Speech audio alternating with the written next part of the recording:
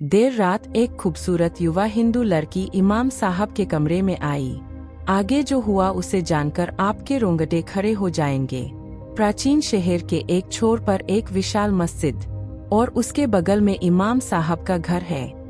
इस घर में एक युवा इमाम रहते हैं जिसका नाम अहमद है। भले ही वह उम्र में छोटा है, लेकिन उसके ज्ञान और बुद्धिमत्ता के लिए शहर के बुजुर्ग उसका सम्मान करते हैं। एक रात देर रात जब सभी सो रहे थे, अहमद तूफान की धीमी रोशनी में एक किताब पढ़ रहा था। अचानक दरवाजे पर दस्तक सुनाई दी। अहमद उठा और धीरे धीरे दरवाजे की ओर बढ़ा और दरवाजा खोल दिया। दरवाजा खुलते ही एक युवती दौड़कर कमरे में दाखिल हुई। अहमद तेजी से आगे बढ़ा। महिला फर्श पर गिर पड़ी और हांफने लगी। उनके महंगे रेशमी कपड़े, गर्दन की हड्डी और हाथ के स्टोल इस बात की गवाही देते हैं कि वह कोई आम आदमी नहीं है। हालांकि उनकी पोशाक का पैटर्न और उनके माथे पर सिंदूर के बचे हुए धब्बे इस बात का संकेत देते हैं कि वह हिंदू समुदाय से है। महिला उछलकर अहमद के पैर से लिपट गई और बोली, कृपया मुझे बाहर मत फेंकिए, वे मुझे मार डालेंगे। यह सुनकर अहमद ने कहा, तुम कौन हो? इतनी रात को किसी गैर महरम औरत का मेरे घर में होना नामुमकिन है। अब तुम यहाँ से चले जाओ। स्त्री ने फिर रुंधे स्वर में कहा, हुजूर, मैं जानती हूँ कि यह पाप है। मैं जानती हूँ कि यह आपके धर्म का नियम नहीं है, लेकिन मैं निरूपा हूँ, शहर के मुख्य बैंकर की बेटी हूँ। नाम नीला। आज रात शहर के गवर्नर ने मेरे पिता को मार डाला। वह अब मुझे ढूंढ रहे हैं। अगर मैं अभी बाहर जाऊंगा तो वे मुझे फाड़ देंगे। कृपया आज रात ही। अहमद ने लड़की की बात सुनना बंद कर दिया। शहर का शासक जालिम खान एक अत्याचारी शासक है। उसकी लालची नजरों से इस शहर में कोई भी सुरक्षित नहीं है। थोड़ी देर बाद अहमद ने कहा, लेकिन तुम्हारा यहाँ रहना सुरक्षित नहीं है। अगर किसी को पता चला तो तुम्हें और मुझे दोनों को समाज द्वारा दंडित किया जाएगा। अगर तुम नहीं मानोगे तो नीला ने कांपते हुए कहा कि बाहर मौत इंतजार कर रही है। अगर तुम यहाँ रहोगी तो बदनामी होगी, लेकिन अगर दोबारा बाहर जाओगी तो इज्जत और जान दोनों चली जाएंगी। क्या तुम मुझे लकड़बग्घे को सौंप दोगे?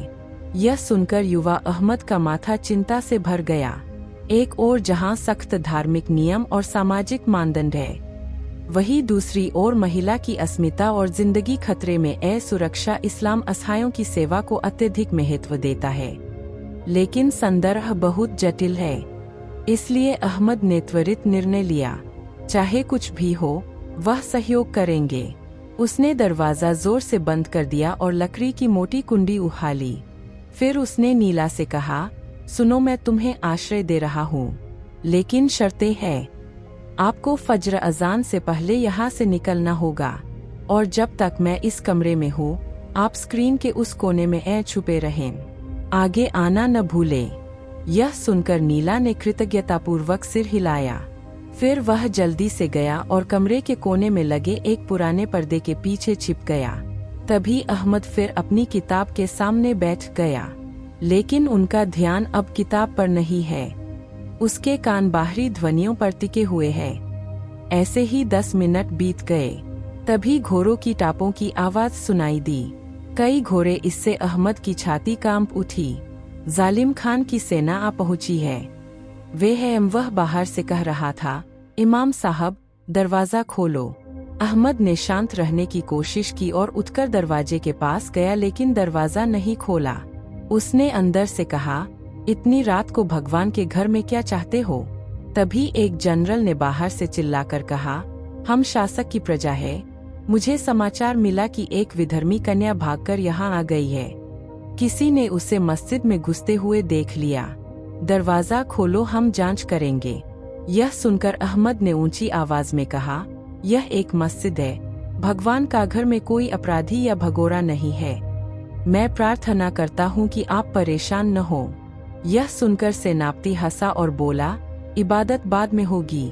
हमारे पास खबर है। अगर तुमने दरवाजा नहीं खोला तो हम अंदर घुस जाएंगे, और अगर लड़की तुम्हारे घर में मिल गई तो हम इमामत का स्वाद चख लेंगे। अहमद ने फिर उस कोने की ओर देखा जहां नीलमणि छिपा है। लड़की डरी हुई होगी। फिर अहमद ने सोचा कि क्या वे अंदर आ गए, केवल लड़की पकड़ी जाएगी। बल्कि एक इमाम के घर में एक विधर्मी लड़की को रखने के अपराध में पूरे शहर में दंगा हो जाएगा, मुसलमानों की इज्जत मिट्टी में मिल जाएगी और लड़की को उनके हवाले करने का मतलब उसे बलात्कार के मुन्हा में धकेलना होगा। तो अहमद ने डिब्बे की ओर देखा। यह काफी बड़ा था। अंदर किताबें रखी हुई थीं, लेकिन और भी तरीके हैं नहीं। मैं उन्हें दूर भेजने की कोशिश कर रहा हूँ। यह सुनकर नीला झट से संदूक में घुस गई और बिना कोई सवाल किए बैठ गई। फिर अहमद ने जहाज का दरवाजा बंद कर दिया, लेकिन पूरी तरह से बंद नहीं किया ताकि थोड़ी सी हवा अंदर आ सके। तब उसने अपना बागा उतारकर संदूक पर फैलाया और प्रार्थना करके संदूक के सामने खड़ा हो गया। तभी 3 हथियारबंद सिपाहियों ने दरवाजे का ताला तोड़ दिया, घर में घुस गया। उनके हाथों में खुली तलवारें हैं। सेनापति आगे आया। अहमद नमाज में थे। वह नहीं हिला, वह सजदे में रहे। कमांडर ने पूरे कमरे की तलाशी ली, लेकिन कोई नहीं है। तभी कमांडर की नजर सिजदारत अहमद के सामने बड़े से संदूक पर पड़ी, जिस पर अहमद का जुब्बा रखा जाए। सेनापति वहां आगे बढ़ा। तलवार की धार से सीने पर रखा जुब्बा हटा देने पर भी अहमद का सजदा खत्म नहीं हुआ। ठीक है कि उसी समय एक और सिपाही बाहर से दौड़ता हुआ आया और बोला, साहब, खबर मिली है कि लड़की नदी किनारे की ओर भागती हुई देखी गई है। हम यहाँ समय बर्बाद कर रहे हैं। फिर जनरल ने एक बार अहमद की ओर देखा। फिर संदूक के लिए उसे अभी तक कोई संदेह नहीं था। फिर उसने कहा, अहमद साहब, क्या नमाज खत्म नहीं होगी या नमाज खत्म होने पर कोई गुप्त सच्चाई सामने आ जाएगी? फिर अहमद ने शांति से अल्लाहू अकबर कहा और सीधा बैठ गया। वह सेनापति है। उन्होंने आंखों में आंखें डालकर शांत स्वर में कहा, तुम हथियार लेकर भगवान के घर में घुस आए हो। क्या यह हाकिम का हुक्म है या तुम अल्लाह से भी बड़ी किसी ताकत के मालिक बन गए हो? तब सेनापति ने उसे डांटते हुए कहा, सिंध में क्या है, इस पर बहस मत करो। अहमद बिल्कुल भी परेशान नहीं हुआ और उसने कहा, किताब ईश्वर का वचन है, आप चाहे तो इसे खोल सकते हैं, लेकिन याद रखें कि यदि आप जो खोज रहे हैं वह आपको नहीं मिला तो आप ईश्वर के घर का अपमान करेंगे। अहमद की आवाज इतनी गंभीर थी कि सेनापति एक पल के लिए रुक गया। उसने सोचा कि इमाम झूठ नहीं बोलेगा। फिर सेनापति ने अपने साथियों से कहा, चलो घाट पर चलते हैं, यहाँ समय बर्बाद करने का कोई मतलब नहीं है। फिर सिपाही बाहर चले गए। जाते समय टूटा हुआ दरवाजा जोर से बंद कर दिया। फिर जल्दी से उठकर किसी तरह दरवाजा बंद कर दिया। तब वह दौड़ा और संदूक खोला, लेकिन अभी तक नीला बेहोश हो गया। ऑक्सीजन की कमी से उसका चेहरा नीला पड़ गया। फिर अहमद ने तुरंत उसे ताबूत से बाहर निकाला और फर्श पर लिटा दिया। उसने हाथ में पानी लिया और अपने चेहरे पर छिड़का। नतीजा यह हुआ कि थोड़ी देर बाद नीली आंखें मिल गईं। उसने आह भरी। तब अहमद ने राहत की सांस ली और कहा, वे चले गए, लेकिन वे लंबे समय तक दूर नहीं रहेंगे। जब वे घाट पर जाएंगे और देखेंगे कि आप वहां नहीं हैं, तो वे फिर यहाँ आएंगे या शहर में लंबी छापेमारी करेंगे। यह सुनकर नीला उठ बैठी और कृतज्ञतापूर्वक बोली, आपने मेरी जान बचा ली, लेकिन अब मैं कहाँ जाऊं? उन्होंने मेरा घर जला दिया। मेरे रिश्तेदारों के डर से कोई दरवाजा नहीं खोलेगा। यह सुनकर अहमद ने कुछ देर सोचा। फिर उसने कहा, नगर के पश्चिमी द्वार के पास एक पुराना कब्रिस्तान है। वहाँ एक बुया नौकर रहता है। वह मेरे परिचित है और बहुत भरोसेमंद है। फिलहाल तुम्हें वही छोड़ने के अलावा कोई चारा नहीं है। लेकिन समस्या यह है, पश्चिमी द्वार तक पहुंचने के लिए शहर के मुख्य बाजार को पार करना पड़ता है और अब वहां गार्डों की निगरानी है। ये सुनकर नीला बोली, मैं तैयार हूँ, आप जो कहेंगे मैं वही करूँगा। फिर अहमद ने कहा, तुम इस ड्रेस में नहीं जा सकती। जब वे इसे देखेंगे तो उन्हें इसका पता चल जाएगा। तभी अहमद ने अपनी अलमारी से एक काला पर्दा निकाला। यह उनकी माँ का स्मारक है। उन्होंने उसे ध्यान से रखा और कहा, इसे पढ़ो, पेट को ढककर रखें। एक बात और कहिए नहीं, अगर कोई पूछेगा तो मैं जवाब दूंगा। तुम मेरी पत्नी बनकर मेरे साथ चलोगी। यह सुनकर नीला हैरान हो गई। तो मैं अपनी पत्नी से मिलवाऊंगा।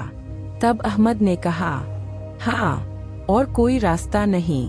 अगर गार्ड ने रोका तो मैं कह दूंगा कि मेरी पत्नी बीमार है, मैं उसे हकीम के पास ले जा रहा हूँ। आमतौर पर कोई भी इमाम पर अपनी बीमार पत्नी के साथ रात में बाहर जाने पर शक नहीं करेगा। फिर नीला ने घूंघट हाथ में ले लिया। फिर पर्दा गिरने के बाद नीला बिल्कुल अलग इंसान बन गईं। अहमद ने तूफान हाथ में लेकर कहा, चलो सुबह होने से पहले वापस चलें। फिर वे दोनों देर रात सड़क पर चले गए। इमाम अहमद आगे और पीछे पर्दा किए हुए है। सुनसान सड़क। कुछ दूर जाने के बाद उन्हें बाजार के कोने पर मशाले लिए हुए पहरेदारों का एक समूह खड़ा हुआ दिखाई दिया। वे सभी हैं। फिर अहमद ने रुकते हुए नीला से फुसफुसाकर कहा, डरो मत, बस मेरी तरफ से रहो, मेरा हाथ मत पकड़ो, दूरी बनाए रखो, लेकिन बहुत दूर मत जाओ। फिर जैसे ही गार्ड सामने आए तो एक ने रास्ता रोक लिया और बोला, रुको, इतनी रात को कहाँ जा रहे हो। फिर अहमद ने तूफान उठाया जिससे रोशनी उसके चेहरे पर पड़ी और उसने कहा कि मैं मस्जिद का अहमद हूँ। यह सुनकर गार्ड ने पहचान लिया और कहा, हे भगवान, मुझे माफ कर दो, लेकिन बस इतना ही, आप रात को कहाँ जा रहे हैं। अहमद ने शांत स्वर में कहा, मेरी पत्नी अचानक बहुत बीमार हो गई है, पेट में तेज दर्द हो रहा है, मैं उसे पश्चिमपारा में हकीम दादू के पास ले जा रहा हूँ। देर करना संभव नहीं था। यह सुनकर गार्ड ने पीछे घूंघट वाली महिला की ओर देखा और कहा, लेकिन मालिक, आज रात बहुत सख्त है।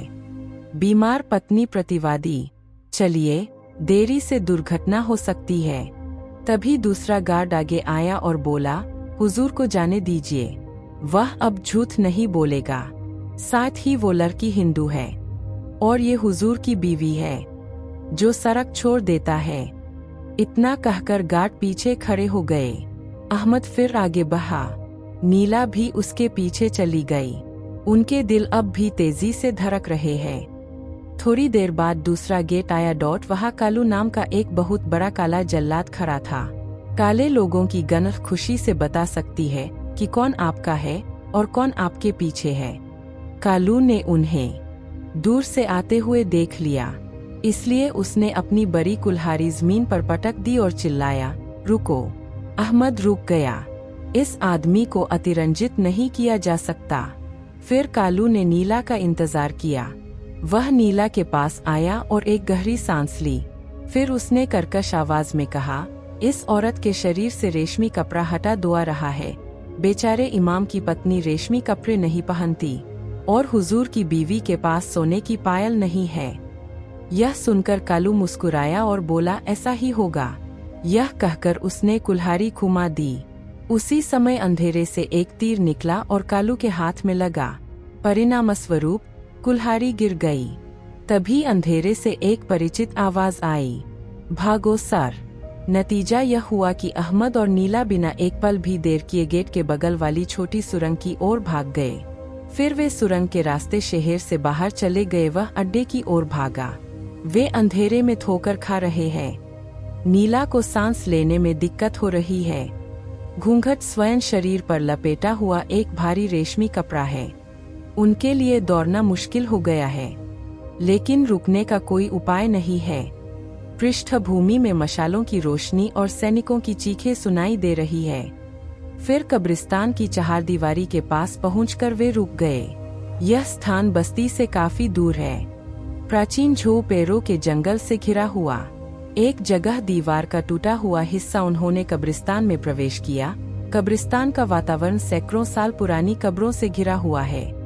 अहमद दरवाजे के पास गया और बोला, चाचा, मैं अहमद हूँ, दरवाजा खोलो। बहुत महत्वपूर्ण। कुछ देर बाद एक बूढ़े आदमी ने आकर दरवाजा खोला और बोला, अहमद, इतनी रात में मुर्दों की दुनिया में जिंदा लोगों का क्या काम। नीला को पीछे घूंघट में देखकर उसने बौंहे सिकोड़ कर कहा, आज कौन मौत आ गई है। अहमद फिर तेजी से घर में दाखिल हुआ और नीला को अंदर आने का इशारा किया। उसने बूढ़े का हाथ पकड़ लिया और कहा, चाचा, मजाक करने का समय नहीं है। जालिम खान के आदमी हमें ढूंढ रहे हैं। हमें इसे यही छिपाना है। आपके अलावा कोई भरोसा करने वाला नहीं है। बूढ़ा नौकर कुछ देर तक नीला की तरफ देखता रहा। फिर उसने कहा, जालिम खान के आदमी लोगों को जीवन भर के लिए मार देते हैं। मरे हुए लोग लोगों से नहीं डरते। वे यहाँ भी आएंगे। फिर अहमद ने कहा, आज रात और कल तो मैं दूसरा इंतजाम कर लूंगा। यह सुनकर बूढ़े ने सिर हिलाकर कहा, ठीक है, लेकिन जमीन पर रहना सुरक्षित नहीं है। कब्र के नीचे एक पुरानी सुरंग है जिसका उपयोग बहुत पहले लुटेरों द्वारा किया जाता था। ये तो अब कोई नहीं जानता। तुम वहां जाओ। तभी उस बूढ़े आदमी ने घर के फर्श से एक पुरानी चटाई हटा दी। नीचे लकड़ी का फर्श है। यह चढ़ने के लिए एक अंधेरी सीढ़ी है, ऐसा देखा गया। नीचे से व्यापार की गंध आ रही थी। बूढ़े ने कहा, मैं जल्दी से ऊपर से नाम बंद कर दूंगा। इसके बाद अहमद ने तूफान ले लिया। नीला ने डर कर अहमद का हाथ पकड़ लिया। अहमद ने कुछ नहीं कहा। वह सावधानी से सीढ़ियां उतरने लगा। सुरंग जमीन से काफी नीचे है। तूफान की रोशनी में दोनों तरफ कंकालों की कतारें नजर आईं। शायद ये वे लुटेरे थे जो रास्ता भटक गए और यहीं मर गए। नीला डर के मारे चिल्ला उठी। फिर अहमद ने कहा, डरो मत, मुर्दे नुकसान नहीं पहुंचाते, जीव भय का कारण है। फिर वे सुरंग के अंत तक पहुँचे। जगह थोड़ी विशाल है, एक पत्थर के बिस्तर जैसी जगह है। अहमद ने तूफान वहां डाल दिया। नीले घूंघट का पर्दा हटा दिया। उसका गोरा चेहरा पीला पड़ गया। उन्होंने कहा, मेरे पिता का क्या होगा? मैं भाग गया लेकिन उन्होंने मेरे पिता का शव ले लिया। तब अहमद ने कहा, अब इन बातों को सोचने से कोई लाभ नहीं। पहले तुम्हें जीना होगा। क्या आपके पास कोई टिकन या कोई मूल्यवान वस्तु है? क्योंकि भागने के लिए धन की आवश्यकता होगी। फिर नीला ने अपना नेकलेस और हाथों की महंगी चूड़ियां दिखाते हुए कहा, ये बहुत महंगी है, परंतु यदि मैं उन्हें बेचने जाऊंगा तो पकड़ा जाऊंगा। यह सुनकर अहमद ने चिंतित चेहरे से कहा कि वह सही कह रहा है। वे अब संपत्ति से ज्यादा खतरा बन गए हैं। उन्हें छुपाया जाना चाहिए। अचानक ऊपर से धूपबत्ती की आवाज सुनाई दी। ऐसा लग रहा था जैसे कमरे के फर्श पर कोई रेंग रहा हो। जोर जोर से कदम रखना। तभी बूढ़े नौकर की चीख सुनाई दी। बूढ़े से कहो, वे कहाँ गए? हमने उन्हें यहाँ आते देखा। यह सुनकर नीला ने घबराकर अहमद की ओर देखा।